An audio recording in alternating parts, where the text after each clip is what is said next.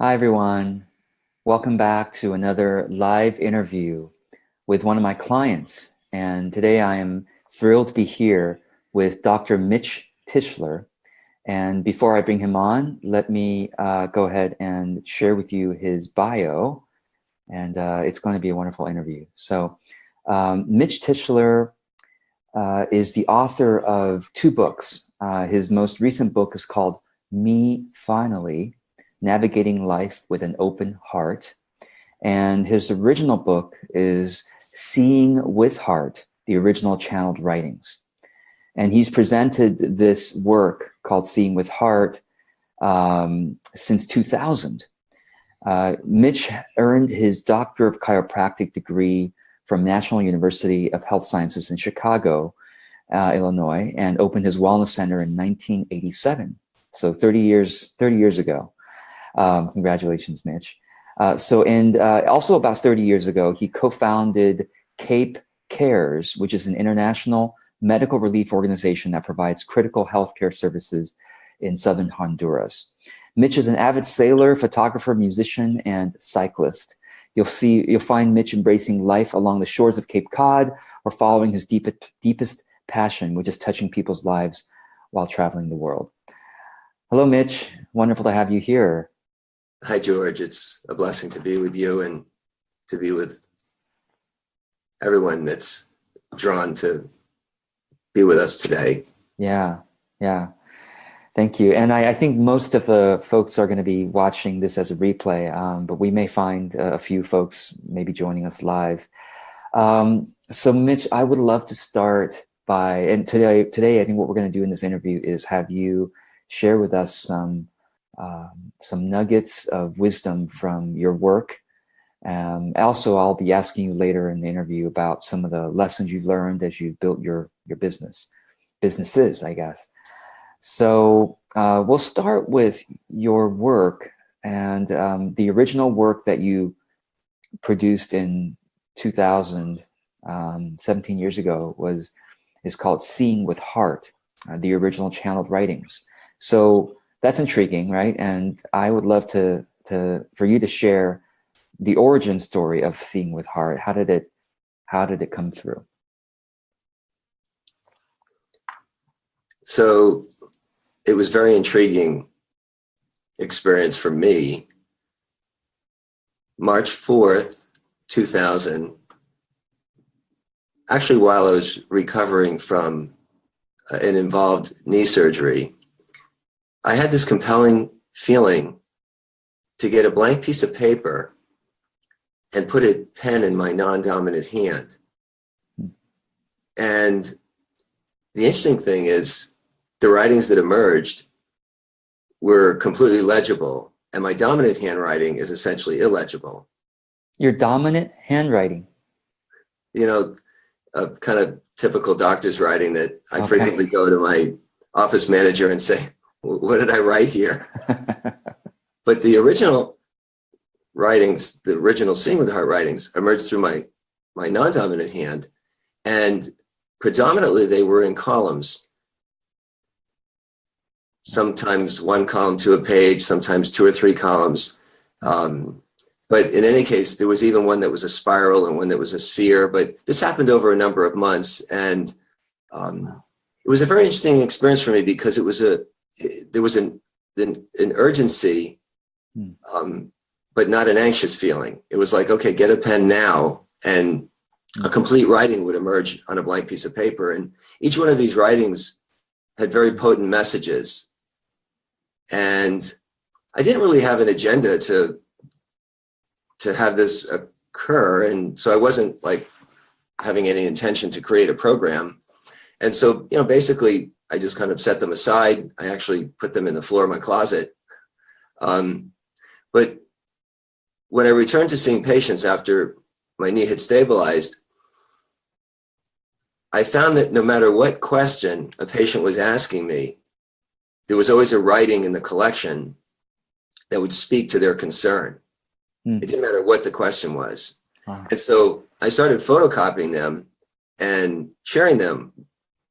Let's say, for example, at their subsequent appointment, when they were coming back in, I would, have that copied. And in fact, initially, it was just photocopies of the handwritten writings. After that, I, eventually started typing them, and then we eventually published them. But invariably, they were providing quite a bit of support. Yeah. And ultimately, people started to ask if they could sit down and talk more in depth about these writings. And that's actually how the Seeing with Heart journey, the Seeing with Heart program emerged. Wow. I just watched it emerge. Yeah. I mean, it's such a remarkable story. Do you happen to have any screen captures of the original, any part of the original writings? I can do that. And actually, they're on your website. I mean, I can even pull them up. Okay. So if you feel to do that, Yeah. it's, on the About tab. I felt like it's an interesting. Yes, I'm going there right now, and I'm just going to share my screen, everyone, so that you can see this. Okay. So look at these. So these are, and apologies, my cat's trying to open the door. That's great. Very, very smart cat. But yeah, look at this. Oh, I'm not able to make them bigger at this time, but yeah. So this is an example of one of the original writings. Oh, click thumbnail to enlarge. Oh, and this is another example, right, of how one of them came through, and then this one as well. Oh, this one as well. Yeah, spiral. So the large majority, in fact, all of them except for those two, really were in vertical columns. But there was this spiral, and then the other one that you had showed was a sphere. Yes, and yes. It's really quite remarkable, the story that's contained within that sphere. Not for our conversation today, but there's so much captured in that very simplistic picture, because there's really not a large number of words. But in any case, that's what they look like. That's beautiful. Would it be appropriate to maybe read something from Seeing with Heart? And before you do that, actually, I'm going to give you a moment, because I'm going to let my cat out. So okay. I'll let you find a piece so that you can share that with us, and I think that'd be a blessing for people. Okay. So I'll wait till you return. I'll be a moment.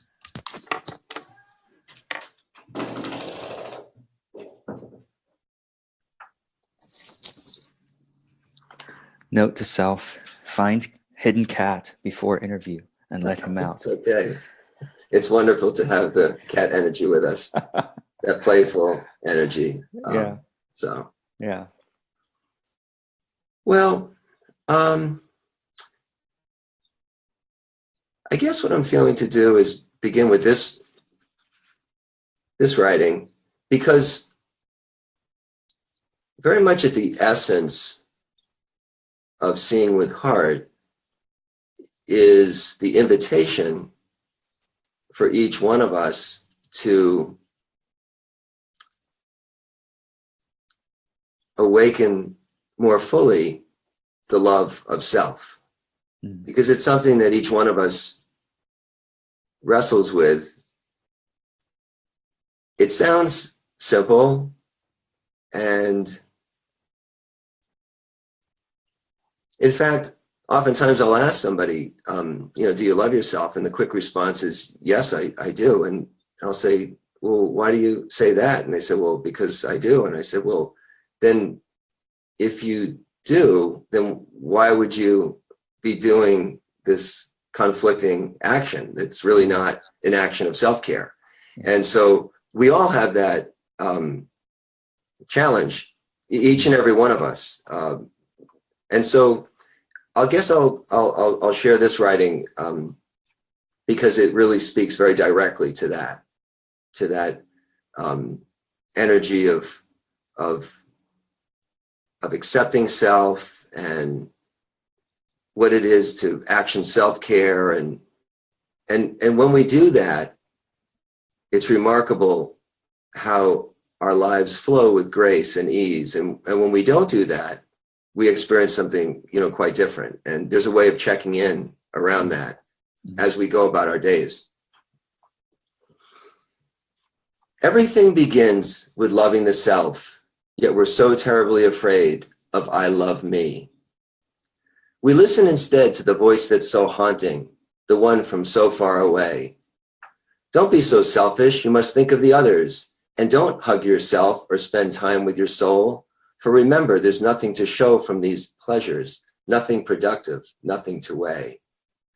No, cries your spirit, this is not about selfish. It's about the importance of caring for self and doing exactly what one needs in the moment by feeling with gut, the feeling of true. For being authentic with spirit and soul is the one single choice that will move us to whole. Only then can I love me and can I love you, as they're actually but one and the same. It's beautiful. I'm glad this is recorded because people can always rewind back and hear that again.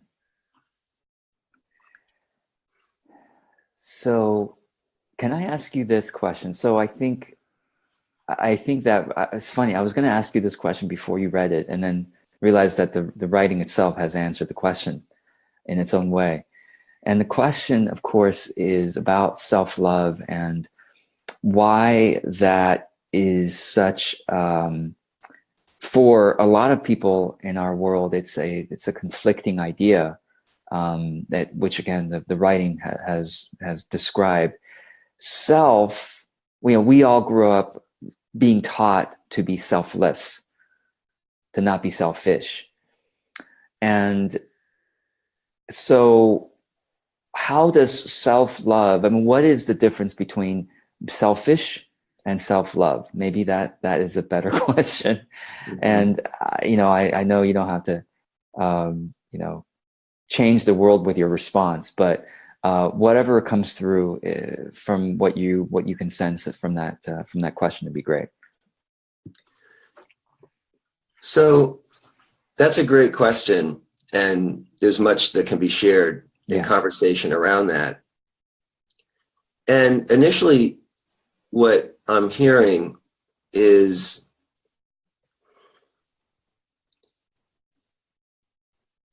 to action self-care is to not always be what we might refer to as selfless. Because when the oxygen mask comes down in the plane and we have our children sitting aside us, who do we put the oxygen mask on first? Mm-hmm. And oftentimes the parent might say, well, I'll put it on my child.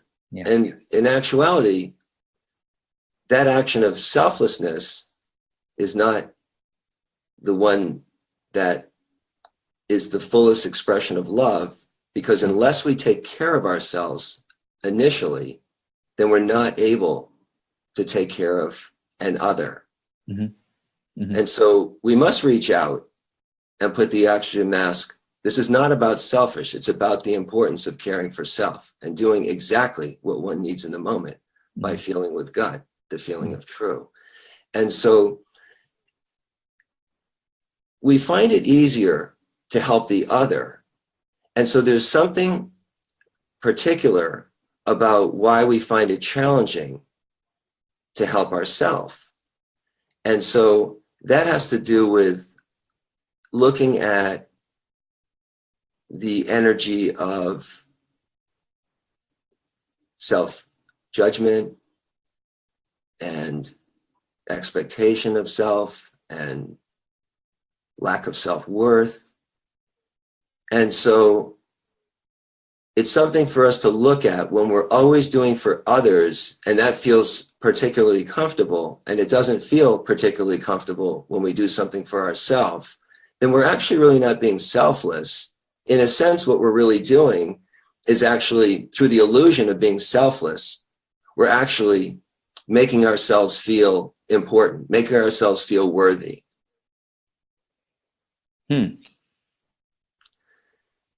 It looks like we're being selfless, and actually we're, in a sense, getting our energy, getting our power, getting our self-worth that we're not able to acknowledge from within ourselves, from something which is outside of ourselves. Oh my gosh, thank you so much. That's, so generous of you to do that for me. And so then we feel valuable. So how about we paint a picture? Because that's something that Seeing with Heart does frequently. Because a picture is instantly recognizable. So here's a simple picture, a corridor. So right away, we all have some type of an image of a hallway, something that we can actually walk down, along, walk through. So we have a corridor. Well, let's take a look at that word, corridor. Let's take it apart a little bit. Cor, C-O-R. In Latin, that's heart. Corridor. Door. We know what a door is. It's something that we open or close, whether we want to move through that space or actually keep the space private. So what about the image of our heart door being fully opened, being fully closed, being partly opened, being maybe a little bit open, or kind of maybe 50% open, depending on how that door is, actually really precisely quantifies how much love is going to flow out through our heart. And when the heart door is closed predominantly, then we're really going to, through all these actions of selflessness, actually look to get our self-worth, because our heart door is closed. We don't really think a whole lot of ourself.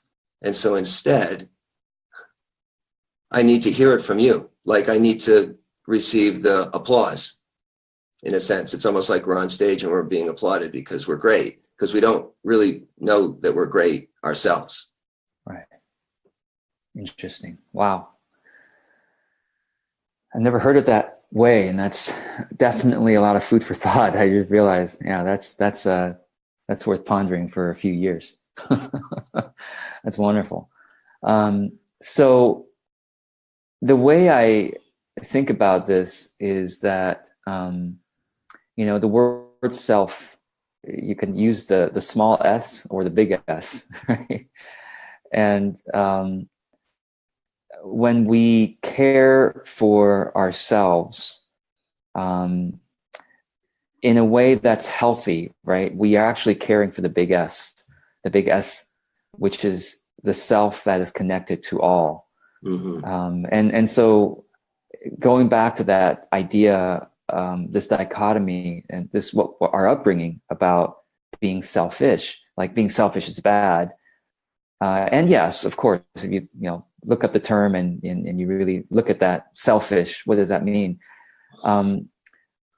It's sort of this. So actually, maybe I'll ask you this: what is the difference between healthy self-care and self-indulgence, perhaps, which we do see a lot of people? Maybe one might typically think of celebrities or something like that, or people who are, someone who just won the lottery. This is the common story that somebody wins a lottery and then before long they've lost all the money because they were self-indulgent, or they were foolish about that. But it's that idea. How might you share that distinction?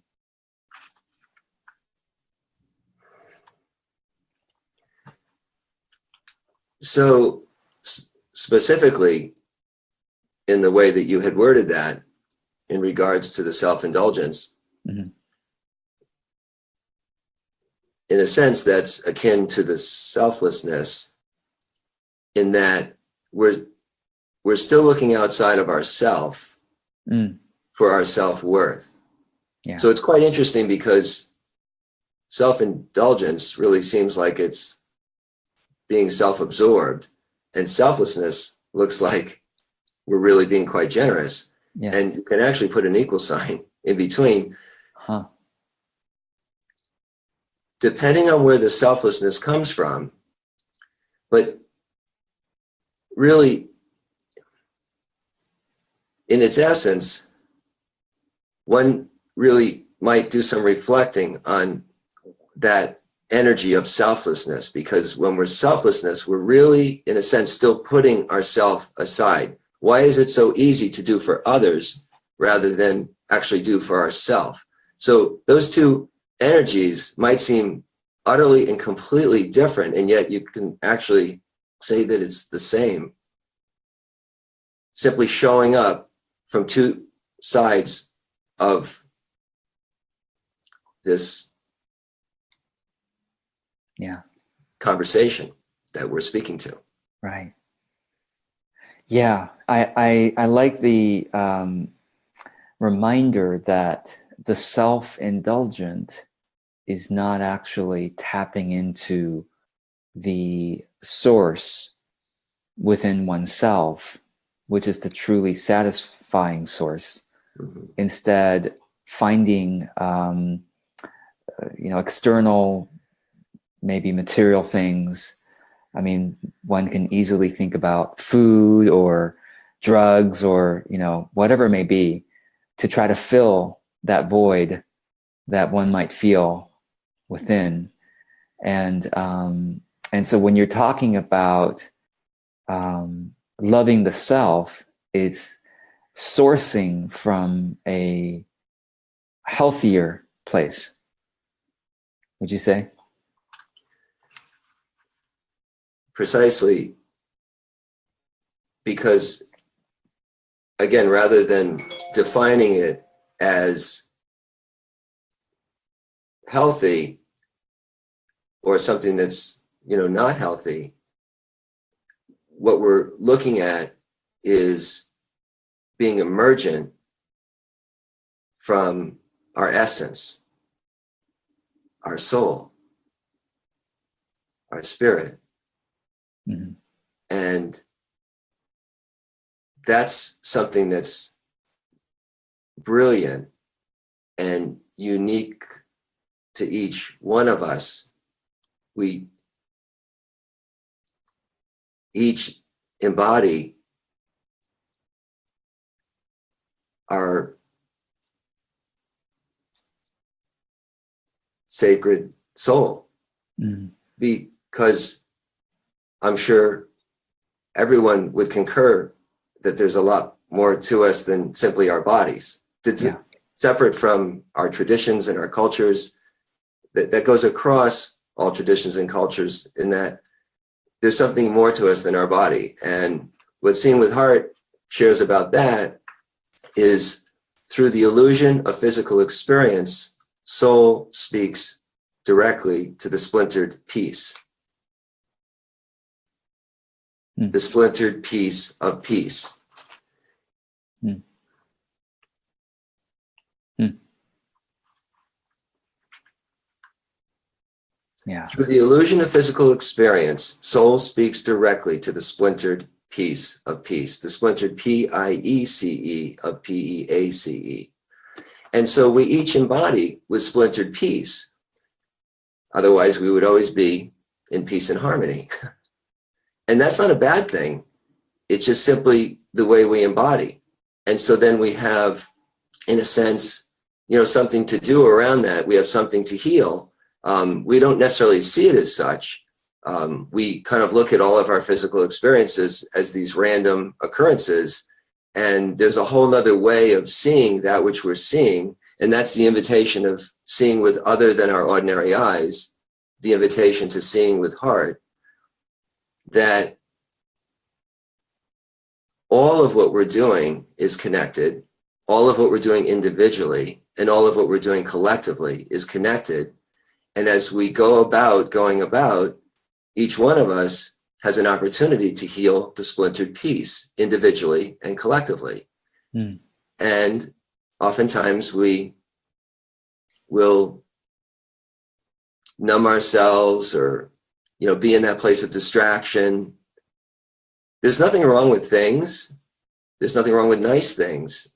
It's just that unless we see that that isn't ever the place where we can find our deepest essence, our deepest harmony. If we keep looking outside of self, it will never be enough. Mm-hmm. It's not about the outside or even reaching to the in. For to taste the peace of love, sip the seeing from within. Once we see that we're actually flowing through the corridor, and it's really about how open the core door, the heart door is. So oftentimes people will say, well, to protect myself, I have to, I have to shut down because I really have to protect my heart. And what I'll say is, it's worth pausing and pondering about that, because by shutting the heart door, we're really closing ourself from expressing. And so the invitation is to open the heart door and to heal the splintered piece, because there's an infinity of love that resides ever so slightly behind our radiant, beautiful hearts. And so that infinity of love is really there, awaiting to be the expression of our brilliance. It's just that we get in the way and we end up only being a small essence of that which we already are, our fullest essence. And so we have an experience in our lives to be able to support that to occur. Yeah. This is beautiful. And so I love that you keep bringing back this idea of core door, the heart door, and keeping that open. So how do you have any tip you want to share, any technique or exercise or something we can do today to open or to keep that heart door open? Each morning upon rising, I stretch into the place of truly awakening. I hug my heart. Hug my heart. So some people might feel like, oh, that's odd. I don't want to hug my heart. What's that going to do?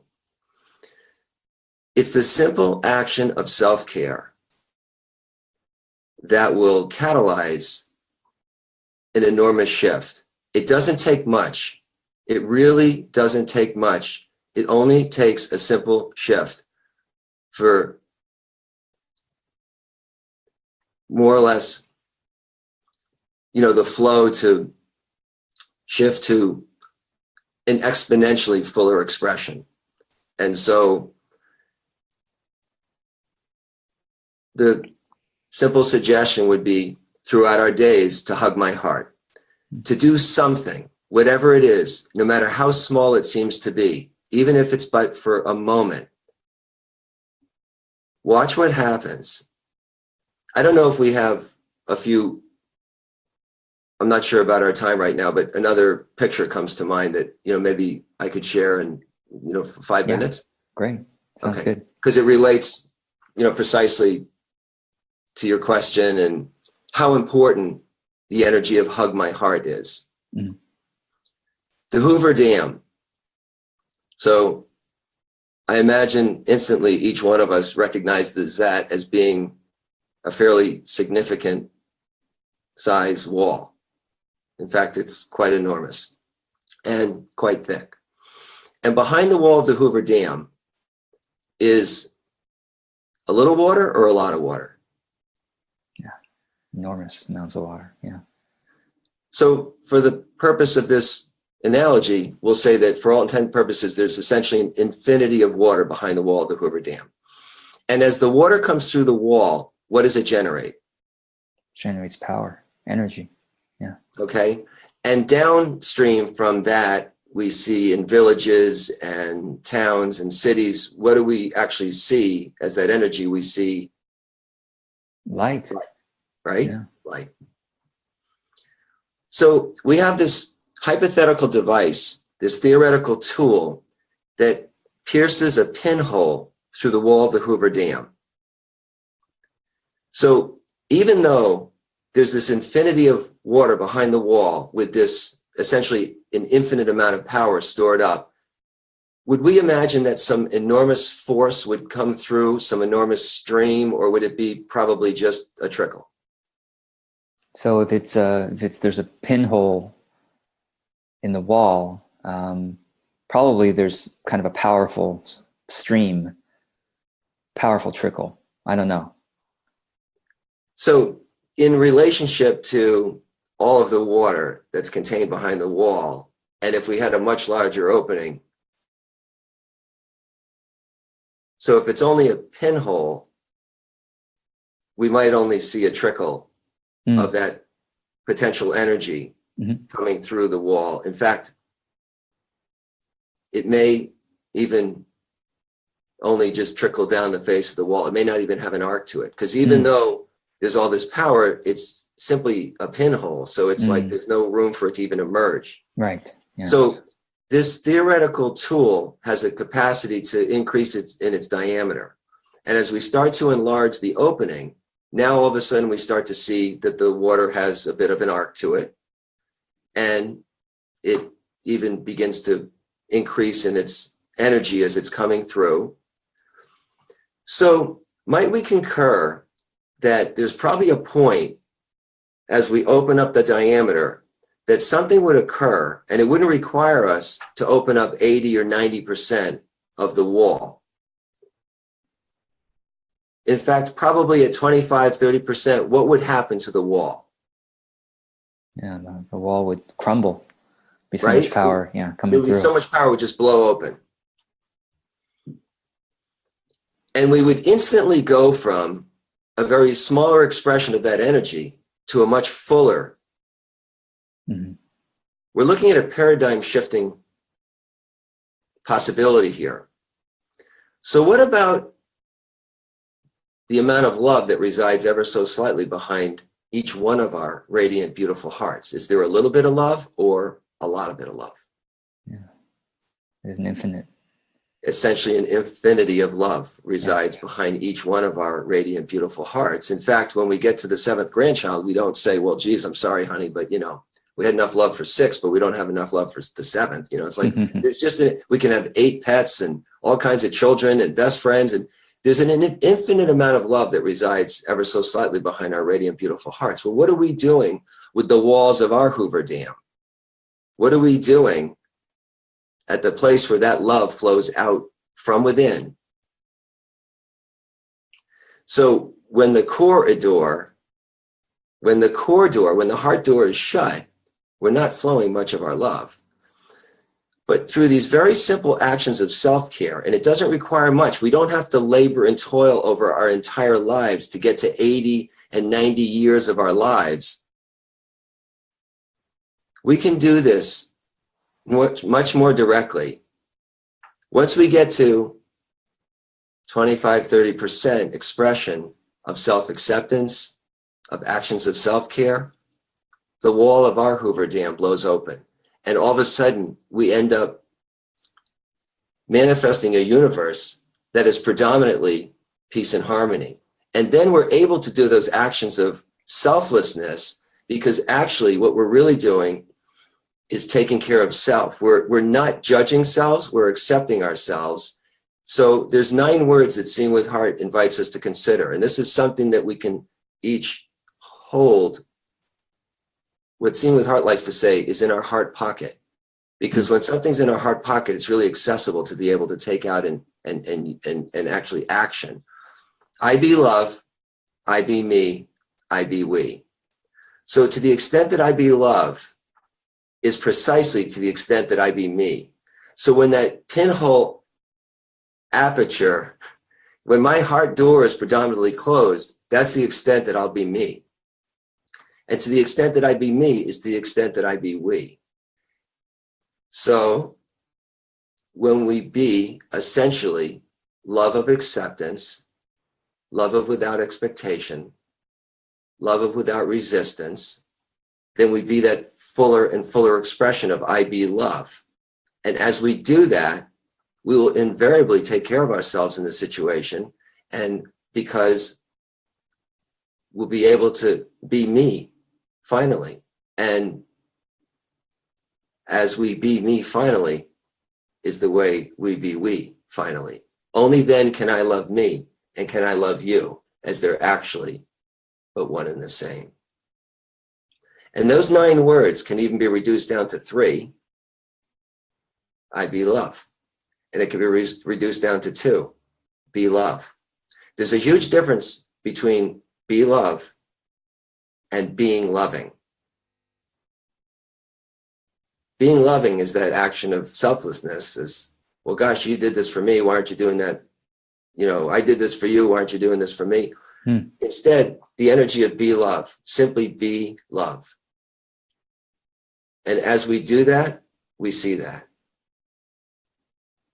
That which I see is a precise reflection of that which I be.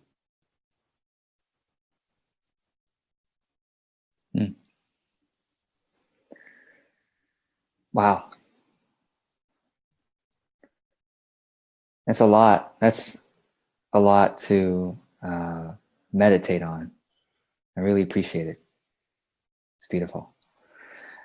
Well, this is being recorded, folks, so you can always rewind back and watch that again. I recommend that you do. So if it's okay for us to shift gears a little bit here, we've got a few minutes left, and I would love to ask you about your experience, your lessons in building your business. You've built several businesses now. You built a successful practice in holistic health care, and you are building this business with bringing Seeing with Heart, the message to the world. So, thinking if you could talk to your, and I'm asking these questions because most of the people in my audience are entrepreneurs, established or emerging.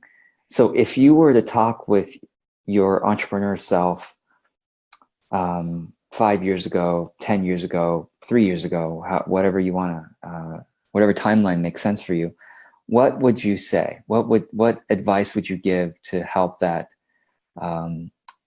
Mitch from earlier build a more successful, a more heart-based business, one that has a better foundation?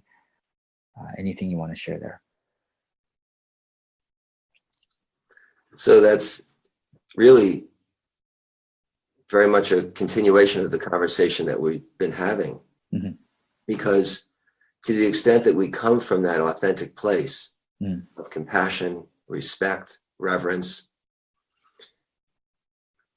again, that which I see is a precise reflection of that which I be. So when I'm being loving, when I do something for you and I'm wondering why you haven't, in exchange done something for me, it's like, it's that energy of expectation. And there's no difference whether we're in a personal, intimate relationship or whether we're in a business relationship. It's the same. What I'll say is that, and to make this specific to my experience working with you, is really that's at the core of what has set our collaboration or co-creation apart from so much of what else is going on online now, because that's predominantly what we're talking about. Is we're talking about developing an online business. Mm. It's different than the other businesses that I've developed over the years, and so there's a lot of that bravado, a lot of that noise, a lot of that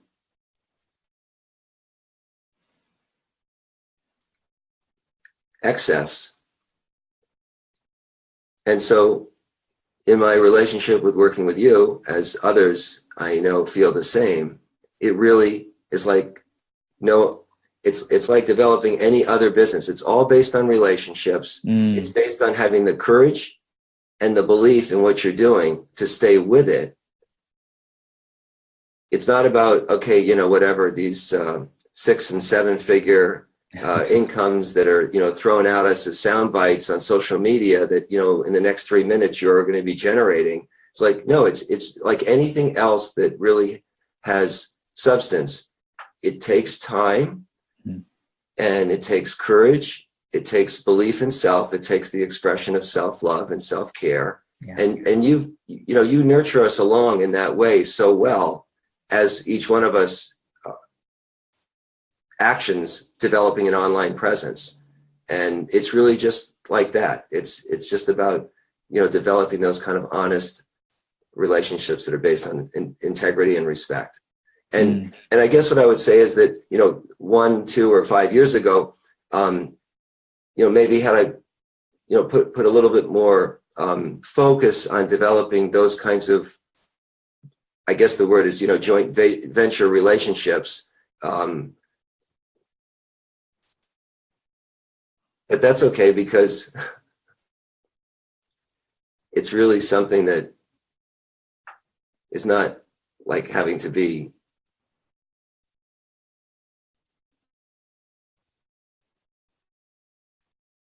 an instant business presence. Right. It's just about developing something over time and enjoying that experience, really joyfully experiencing that. And that's what, working with you, collaborating, it's not even really working, collaborating and co-creating with you is just really a manifestation of that. It's the manifestation of Be Love.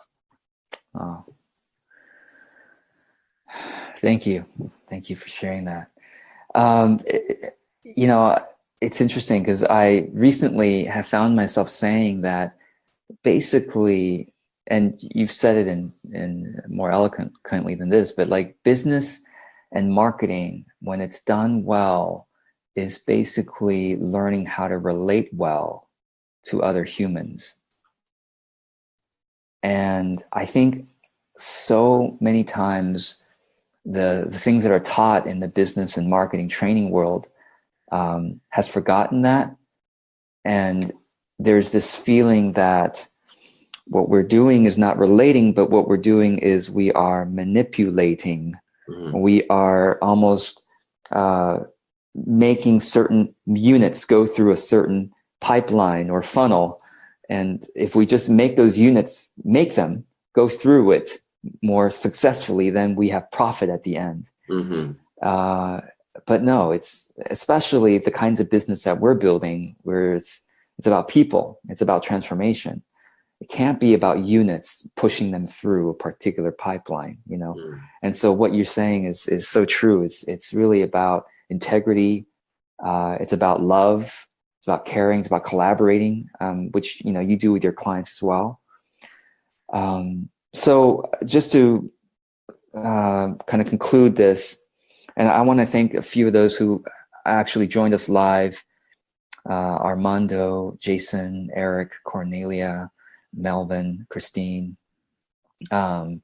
Basically, people are saying, he's so right, Mitch, and this is great. So thank you.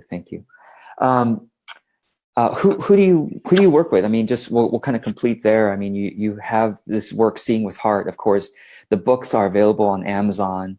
The 2 books are Seeing with Heart, Seeing, SEEING, with Heart.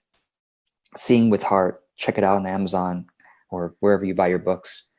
And then the other book that you just came out with more recently is called Me Finally. And now we kind of understand what that means from this conversation. Me Finally, Navigating Life with an Open Heart. And so those books are available, and those can bless and serve everyone. When you look at the program itself that you work with clients on, you take people through the Seeing with Heart journey, which is Seeing with Heart is the writings, and then the Seeing with Heart journey is a process of transformation that happens as they work with you. What essentially is happening in that journey? Maybe you can just take a minute to share there. What can people expect? So it's a 12-session experience, which I do with individuals and groups. And thanks to George's support, we're now offering this journey, this experience online. And what happens is, within very short order, there's sustainable shift for living life with greater ease.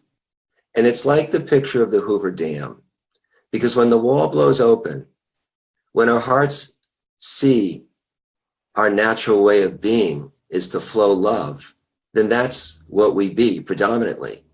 And even because when the wall blows open, yeah, there's still some shards around the perimeter. Like there's still some rough edges. We can all raise our hand to that. Yeah. But we predominantly stay out in that new place that which is actually not a new way of being. It's actually our natural way of being. And so this is an extremely effective, extremely sustainable paradigm shifting experience. I've done it with hundreds and hundreds over the years, and it's amazing. It's 12 sessions. It's not 12 months. It's not 12 years. And there's nothing that I'll say that's, wrong about conventional therapy, except the thing is, and that this isn't therapy sessions. It's just that oftentimes people will make that, it'll come into the conversation. It'll say, well, Jesus, is this like therapy? Well, oftentimes people are in therapy for years and years. And in this, people get done because I'm not actually teaching Seeing with Heart. I'm just simply experiencing the journey with you. It's something akin to connecting our hearts through the illusion of our elbows and taking a walk together. So that when we get done with the Seeing with Heart journey, I'm shifting as much as you are. I just happen to have done it a few more times, that's all. So it's like any athlete or any musician, or anything you're practicing. The more you practice it. But what happens is when you actually get through the journey the first time, you actually can, in a stable way, stand on your own feet. And I've done this with young adults, adolescents. I've done it with, much older people, but predominantly, for whatever reason, it's kind of, 35 to 55-year-old women, because let's face it, guys don't really like to talk about their stuff as much. But I've done this journey with plenty of males. It's just that, that's kind of the predominant group that seems to be drawn to do this. Yeah, wonderful. Well, Mitch, it's been a blessing to share this time with you. I know that those who are watching feel that as well. And I guess I'll just invite folks to connect with Mitch. The website is, well, you've got several links actually. So I'll just say that the main link is seeingwithheart.com, seeingwithheart.com, seeingwithheart.com. And Mitch, any final words for this interview that you want to share? Anything at all? In that regard, there's another way that you may feel to experience Seeing with Heart is that, if you feel moved by this, what we've shared today, and you go to the website at the bottom in the footer on each page, you can, sign up to be notified about different events that we're having. And by doing that, you'll receive a coupon code to be able to attend one of our dear Seeing with Heart calls as a gift from Seeing with Heart. So that's a way that you may feel to experience Seeing with Heart, is to attend one of our Dear Seeing with Heart calls. And then you'll find that we have some webinars coming up as well. But don't hesitate to reach out and write me, because I respond to everyone who writes. And I guess in closing, what I hear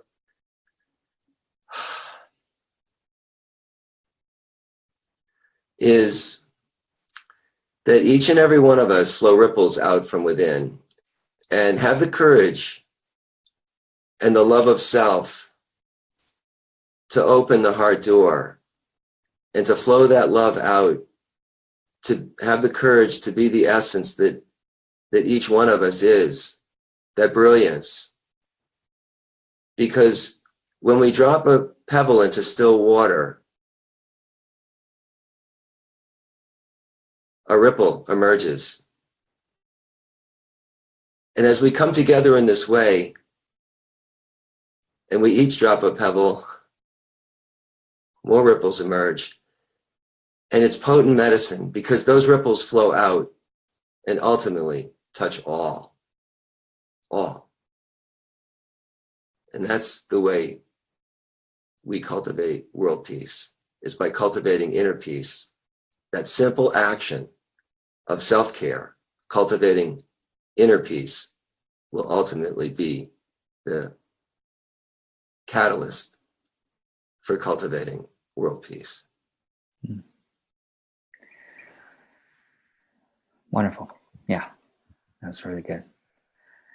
Thank you, everyone, for being here. Thank you, Mitch, for sharing this time together. And I'll see you soon. Mitch, we'll talk for a few minutes afterwards. And everyone, until the next video, blessings, and have a wonderful day. Be well.